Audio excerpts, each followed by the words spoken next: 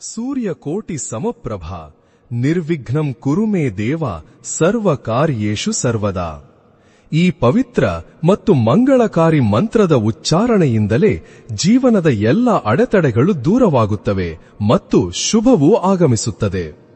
ಈ ಮಂತ್ರವು ಆದಿಯೂ ಆಗಿರುವ ಮತ್ತು ಅಂತ್ಯವೂ ಆಗಿರುವ ಪ್ರಥಮ ಪೂಜ್ಯನೂ ಆಗಿರುವ ದೇವನಿಗೆ ಸಮರ್ಪಿತವಾಗಿದೆ. ಅವರೇ ಭಗವಾನ್ ಶ್ರೀ ಗಣೇಶ. ನಾವು ಅವರನ್ನು ಗಣಪತಿ, ವಿನಾಯಕ, ವಿಘ್ನಹರ್ತ, ಗಜಾನನ, ಏಕದಂತ ಮತ್ತು ಇನ್ನೂ ಅನೇಕ ಪ್ರೀತಿಯ ಹೆಸರುಗಳಿಂದ ಕರೆಯುತ್ತೇವೆ ಮತ್ತು ಪೂಜಿಸುತ್ತೇವೆ. ಹಿಂದೂ ಧರ್ಮದ ಪವಿತ್ರ